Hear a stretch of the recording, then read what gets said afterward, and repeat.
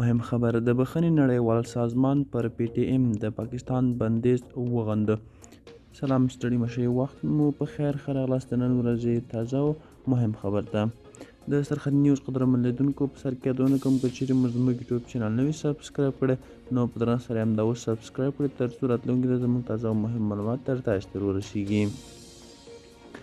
یاد سازمان د سهشنبې په ورځ یوې اعلامیې کې د پاکستان له حکومت څخه وغوښتل چې پر پښتون ژغورنې غورځنګ لګول شوی بندیز سمدستي لرې کړي.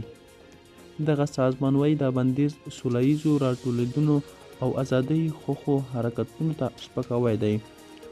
پښتون ژغورنې غورځنګ یو ولسي تحریک دی چې له اوږدې مودې د پښتنو د حقونو لپاره چې د پاکستاني چارواکو له لورې له زور او تاوتریخوالي سره مخ دي سوله ییزه مبارزه کوي. د بخښنې نړیوال سازمان زیاتوي د پاکستان لخوا د دغه خوځښت غیر قانوني اعلانول د سوله ییزو راټولېدنو د دوامداره او پرلهپسې ځپلو یوه برخه ده.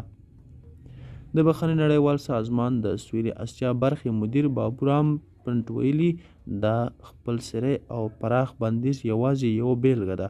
کلونه کېږي چې پاکستان د محرومو سیمو دغه ډول خوځښتونو په زور ځپلي او هغه یې غیر قانوني بللي دي. پښتون ژغورنې غورځنګ هم د پاکستان دغه اقدام غندلی او په یوې اعلامیې کې ویلي د دوی فعالیت د سوله ییزو اهدافو لپاره دی او پاکستان باید ژر تر ژره خپله پرېکړه بیرته واخلي.